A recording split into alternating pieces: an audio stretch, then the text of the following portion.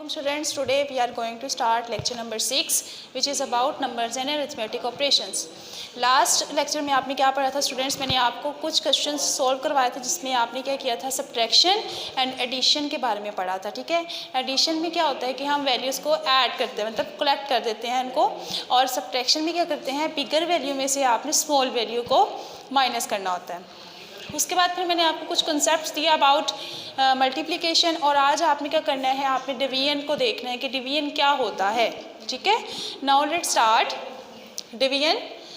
जब हमारे पास two values आएंगी, आपने हमेशा देखा होगा कि आपने जब डिवाइड किया होगा तो उसमें टू वैल्यूज़ आती हैं. ठीक है, जो बिगर वैल्यू होती है वो अंदर आएगी इस ब्रैकेट के, और जो स्मॉल वैल्यू होती है वो इस ब्रैकेट के बाहर आती है. अब सेकेंड बात ये है, जैसे 437 यहाँ पे बिगर है एंड 12 इज स्मॉलर. ठीक है स्टूडेंट्स, उसके बाद ये जो 12 है ये स्मॉलर है तो ये बाहर आएगा, और अंदर जो बिगर वैल्यू वो अंदर आएगी. अब आपने दूसरी बात ये देखनी है कि बाहर कितने डिजिट वाली वैल्यू है, मतलब ये 12 जो है वो 2 डिजिट वाली वैल्यू है, और अंदर जो है वो कितने हमारे पास डिजिट्स हैं, 3 हैं. तो आपने 3 में से कितने डिजिट्स को पहले सॉल्व करना है, आपने बाहर देखना है. ये 12 में 2 हैं तो आपने यहाँ पे भी 2 वैल्यूज़ लेनी है. ठीक है स्टूडेंट्स, अब यहाँ से आपने पहले क्या डिवाइड करते हुए आपने देखना है कि 12 को जैसे हमने 43 पे डिवाइड करना है. ठीक है, 12 को हमने 43 पे डिवाइड करना है, तो क्या करेंगे हम, पहले हम 2 पे डिवाइड करेंगे, फिर भी आंसर बहुत कम आएगा. आपने एक ऐसा आंसर यहाँ पे लिखना होता है जो कि इससे स्मॉल हो लेकिन इतना ज़्यादा स्मॉल ना हो, और या तो इक्वल आए, बिगर नहीं आना चाहिए. अब यहाँ पे अगर हम करते हैं 12 3s are 36. ठीक है, अगर हम 12 4s करते हैं तो वो इससे बिगर वैल्यू आ जाएगी, किससे, 43 से. इसलिए आपने क्या करना है, 12 को 3 से मल्टीप्लाई किया तो हमारे पास क्या आया, 36. अब आपने सेकंड स्टेप क्या करना होता है, जैसे ही आपने 36 के यहाँ पे लिखा आपने सब्ट्रैक्शन स्टार्ट कर देनी है. और सब्ट्रैक्शन कैसे स्टार्ट करनी है, इधर देखें स्टूडेंट्स, ये जो 7 है रिमेनिंग, ये आपने लास्ट में लिखना होता है. सबसे पहले आपने माइनस का पोर्शन सॉल्व करना है. किस तरीके से, यहाँ से 3 में से हम 6 को माइनस नहीं कर सकते, हम क्या करेंगे, यहाँ से 1 कैरी ले लेंगे, 13 बन गया, 13 में से आपने 6 को माइनस किया 7. अब यहाँ पे क्या बच गया था, 3 में से 3 को माइनस करें तो क्या आता है, 0. तो 0 आपने अगर पहले वैल्यू में लिखना है तो उसकी कोई वैल्यू नहीं होती, इसलिए यहाँ पे लिखने की ज़रूरत नहीं है. अब ये जो 7 है ये आपने लास्ट में नीचे उतार देना इस तरीके से. अब हमारे पास जो वैल्यू बनी है वो है 77. ठीक है, अब ये जो 12 है ये भी 2 डिजिट है, ये 77 भी 2 डिजिट है. तो आपने किसी ऐसे नंबर पे इसको डिवाइड करना है जिस पे ये या तो इक्वल इस पे आंसर आए या इससे कम आए, बिगर नहीं आना चाहिए. तो 12 6 are 72. उसके बाद जैसे ही आपने 72 लिखा आपने सब्ट्रैक्शन स्टार्ट करनी है. सब्ट्रैक्शन किस तरीके से होगी, राइट साइड से स्टार्ट करते हैं हम लोग सब्ट्रैक्शन. 7 में से आपने 2 को माइनस किया, क्या आया, 5. अब यहाँ पे क्या वैल्यू बच गई, 7 में से 7 को माइनस करेंगे 0 आएगा. तो बिफोर एनी वैल्यू आपने 0 नहीं लिखना, क्योंकि 0 की वैल्यू नहीं होती किसी भी नंबर से पहले. अब यहाँ पे हमारे पास आ गया है सिंगल वैल्यू, सिर्फ एक वैल्यू आ गई. ठीक है, और यहाँ पे हमारे पास क्या है, 12 है, 2 डिजिट. अब मैंने आपको स्टार्ट में बताया था जो बाहर वैल्यू वो आपके पास क्या होनी चाहिए, स्मॉलर, जो अंदर वैल्यू वो आपके पास क्या होनी चाहिए, बिगर. लेकिन यहाँ पे क्या आ गई, ये स्मॉलर और ये बिगर.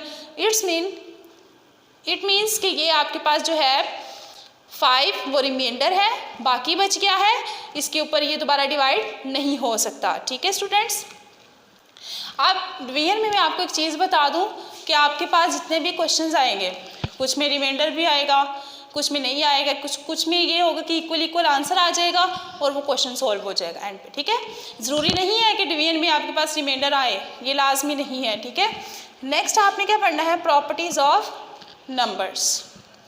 प्रॉपर्टीज़ ऑफ नंबर्स क्या है,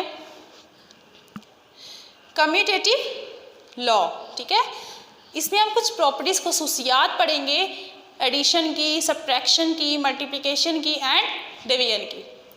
अब सबसे पहले हमारे पास आती है कम्यूटेटिव लॉ. कम्यूटेटिव लॉ जो है वो सिर्फ एडिशन पे अप्लाई हो सकता है या मल्टीप्लिकेशन में. कैसे, एग्जाम्पल देखते हैं. कम्यूटेटिव का मतलब होता है कि आपने कोई से भी 2 नंबर्स लिए हैं, उनको ऐड किया है.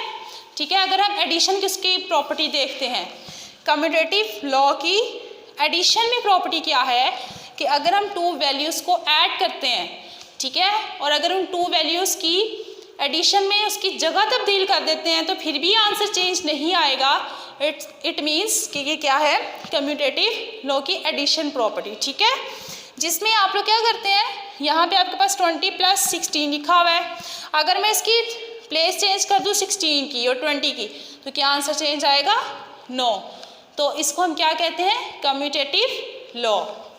अगर हम मल्टीप्लिकेशन में कम्यूटेटिव लॉ देखते हैं तो वो क्या होता है, 3 × 4 और 3 × 4, मतलब यहाँ पे अगर मैं इसकी प्लेस चेंज कर दूँ, यहाँ पे लिख देती हूँ 4, यहाँ पे लिख देती हूँ 3, तो क्या 3 4 से तो हमें पता है 12 होता है, तो क्या यहाँ पे ये 12 चेंज हो जाएगा, नो, तो ये चेंज नहीं होगा। मतलब कम्यूटेटिव प्रॉपर्टी में अगर प्लेस चेंज करने के बाद भी आंसर चेंज ना आए तो उसको हम क्या कहते हैं, कम्यूटेटिव प्रॉपर्टी। और कम्यूटेटिव जो प्रॉपर्टी है वो किस किस पे अप्लाई हो सकती है, वो एडिशन एंड मल्टीप्लिकेशन पे होगी, सब्ट्रैक्शन पे आगे हम देखेंगे कैसे होगी वो अप्लाई, ठीक है। नेक्स्ट है आपके पास है एसोसिएटिव लॉ। एसोसिएटिव लॉ में आपके पास 3 वैल्यूज़ होती हैं, कितनी वैल्यूज़ होती हैं, 3 वैल्यूज़ होती हैं, जिसमें आप लोग अगर ग्रुपिंग में इसको करें तो सबसे पहले अगर आप 2 वैल्यूज़ को सोल्व करते हो तो जो रिमेनिंग 3rd वाली वैल्यू रह जाएगी, अगर उसको आप बाद में ऐड करते हो तो फिर भी आंसर चेंज नहीं आएगा। इसको आप क्या बोलते हैं, एसोसिएटिव लॉ। और एसोसिएटिव लॉ जो है वो एडिशन एंड मल्टीप्लिकेशन पे अप्लाई होता है। तो एग्जांपल्स देखते हैं इसकी।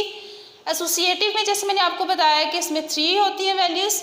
अगर हम इस तरीके से लिखते हैं 9 प्लस ब्रैकेट में 2 वैल्यूज़ और 9 + 10, ये ब्रैकेट में अगर बाद में हमने 8 लिख दिया है तो इसमें क्या होता है, सबसे पहले हम ब्रैकेट वाली को सॉल्व करेंगे, इसको ऐड करने के बाद 9 को ऐड करेंगे तो क्या हमारे पास आंसर 27 आएगा, ठीक है। उसके बाद अगर हम इस ब्रैकेट की प्लेस चेंज कर देते हैं, यहाँ पे हम 9 + 10 को ब्रैकेट में करते हैं और बाद में जो हमारे पास 8 बचेगा उसको सॉल्व करेंगे तो फिर भी हमारे पास आंसर चेंज नहीं आएगा। उसके बाद मल्टीप्लिकेशन में भी इसी तरीके से होगा। नेक्स्ट आपके पास लॉ आता है डिस्ट्रीब्यूटिव लॉ। डिस्ट्रीब्यूटिव लॉ में आपके पास 2 या 3 जो है आपके पास कंडीशंस आती हैं, जैसे यहाँ पे लिखा हुआ है मल्टीप्लिकेशन ओवर एडिशन, मतलब मल्टीप्लिकेशन के साथ साथ आपने एडिशन को सॉल्व करना होता है। किस तरीके से, अगर आपके पास यहाँ पे बाहर a है, मल्टीप्लाई ब्रैकेट के अंदर 2 वैल्यूज़ हैं, किसमें, एडिशन में है, तो इसका मतलब है ये जो a है ये एक बार b से मल्टीप्लाई होगा, ठीक है, सेंटर में प्लस का साइन, और एक बार c से मल्टीप्लाई होगा। तो अगर हम इसको इस तरीके से भी लिखते हैं, देखिए मैंने वही बात किया ना आपको कि अगर हम इस a को b से मल्टीप्लाई करेंगे, फिर प्लस का साइन एंड फिर a को c से मल्टीप्लाई करेंगे तो वही आंसर आएगा। तो यहाँ पे भी आप देख सकते हैं, अगर हम a और b को मल्टीप्लाई करेंगे, प्लस का साइन a और c को मल्टीप्लाई करेंगे, बात तो एक ही है, ठीक है। तो इसको हम सॉल्व करते हैं, हमारे पास वैल्यूज़ है 7 × 3 + 4। तो यहाँ पे अगर हम सॉल्व करें 3 + 4 क्या होता है 7, और ये वाला 7 इस तरीके से है क्योंकि बॉडमेस्ट रूल के अकॉर्डिंग हम ब्रैकेट को सबसे पहले सॉल्व करते हैं। 7 7 से 49। अब इसको हम सॉल्व करके देख लेते हैं। इसका मतलब है कि 7 जो है वो 3 से भी मल्टीप्लाई हो रहा है, सेंटर में कौन सा साइन आएगा, प्लस का, और जो 7 है वो 4 से भी मल्टीप्लाई हो रहा है। तो 7 3 = 21, 7 4 = 28। अगर हम 21 और 28 को ऐड करते हैं तो फिर भी आंसर हमारे पास क्या आएगा, 49। तो ये हमारे पास थी डिस्ट्रीब्यूटिव लॉ। और किस किस पे अप्लाई हो सकता है ये, मल्टीप्लिकेशन ओवर एडिशन में, जिसमें अगर हमारे पास ब्रैकेट के बाद एक वैल्यू हो तो उसका मतलब है कि ब्रैकेट के अंदर जितनी भी वैल्यूज़ हैं वो उन सब के साथ क्या होगा, मल्टीप्लाई। चलें स्टूडेंट्स, स्टार्ट करते हैं एक्सरसाइज नंबर 1C, जिसमें हमारे पास जो फर्स्ट क्वेश्चन है वो है फिल इन ब्लैंक्स। आपने ब्लैंक्स को फिल करना है। अब फर्स्ट वाला हमारे पास जो क्वेश्चन वो है 720,856। यहाँ पे आपको स्पेस दी जाएगी। उसके बाद वो कहते हैं कि 720,856,000। तो ये किस तरीके से आया, यहाँ पे आप लोग देख सकते हैं कि ये वाली वैल्यू और ये वाली वैल्यू सेम है। तो जब आप लोग किसी भी मतलब 1000, 100 इस तरीके से 10 इस तरह आप नंबर्स को मल्टीप्लाई करते हैं तो जस्ट आप क्या करते हैं, ज़ीरोज़ को ऐड कर देते हैं। तो यहाँ पे ज़ीरोज़ कितने हैं हमारे पास, लास्ट पे हमारे पास 3 ज़ीरोज़ हैं, तो क्या बनता है ये 1000। मतलब इस वैल्यू को अगर हम 1000 से मल्टीप्लाई करेंगे तो ये आंसर आएगा। नेक्स्ट आपके पास है बी। ये आपके पास स्पेस दी गई है, मल्टीप्लाई बाय 100 इक्वल्स 43,863,500, ठीक है। ये आपके पास अमाउंट है, तो वो कहते हैं कि अगर हमारे पास ये अमाउंट आ जाती है, ठीक है, और साथ में 2 ज़ीरोज़ लगे हुए हैं, तो अगर हम 100 जो है वो ये कंसीडर कर लेते हैं 2 ज़ीरोज़ को, बाकी क्या बच गया हमारे पास ये वैल्यू। मतलब 100 को अगर हम इस पूरी वैल्यू से मल्टीप्लाई करें इन 2 ज़ीरो के अलावा, तो हमारे पास आंसर ये आएगा, ठीक है स्टूडेंट। जैसे मैंने आपको बताया कि ज़ीरोज़, जितने ज़ीरोज़ आप ऐड करेंगे उतना ही उसके ऐड होते जाएंगे, मतलब 100 को मल्टीप्लाई करेंगे उतने ही ज़ीरो उस वैल्यू के आगे ऐड हो जाएंगे। नेक्स्ट क्या है आपके पास 45,200 मल्टीप्लाई बाय 20, ठीक है। अब यहाँ पे आपने बताना है कि इसको मल्टीप्लाई करने से आंसर क्या आता है। तो सिंपली मैंने आपको फर्स्ट क्वेश्चन में क्या बताया था, जितने आपके पास ज़ीरोज़ होंगे उतने वो वैल्यू में ऐड हो जाते हैं। जैसे ये देखें यहाँ पे 2 ज़ीरो है, तो ये आपने वैल्यू लिखने के बाद 2 ज़ीरो इसमें ऐड कर दिए। नेक्स्ट आपके पास क्या आता है, बाकी क्या बच गया 4, 5 और 2, फिर 4, 5 और 2 को आपने 2 से मल्टीप्लाई किया तो आपके पास आंसर आया 904। दोबारा देखिए वाला क्वेश्चन, आपके पास है 45200 मल्टीप्लाई बाय 20, तो मैंने कहा था जितने ज़ीरो हैं उतने ज़ीरो ऐड हो जाएंगे, मतलब एक ये ज़ीरो, ठीक है, और 2 ये ज़ीरो, कितने हो गए 3 हमने वो लिख लिए। उसके बाद हमारे पास क्या बच गया 4, 5, 2 एंड 2, इन दोनों को मल्टीप्लाई किया, हमारे पास आंसर आएगा 904, ठीक है। तो इस तरीके से आप लोग मल्टीप्लिकेशन कर सकते हैं।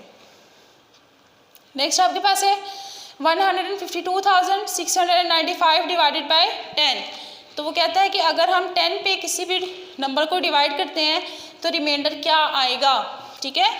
अगर स्टूडेंट्स हम देखें इस 10 को अगर मैं इस पूरी के साथ डिवाइड करती हूँ तो पूरा डिवाइड हो जाएगा, लेकिन अगर मैं 5 पे डिवाइड करती हूँ तो ये पूरा डिवाइड नहीं होगा क्योंकि ये इवन में है और ये किस में है, ऑड में है, तो ये जो 5 है वो रिमाइंडर के तौर पे आ जाएगा।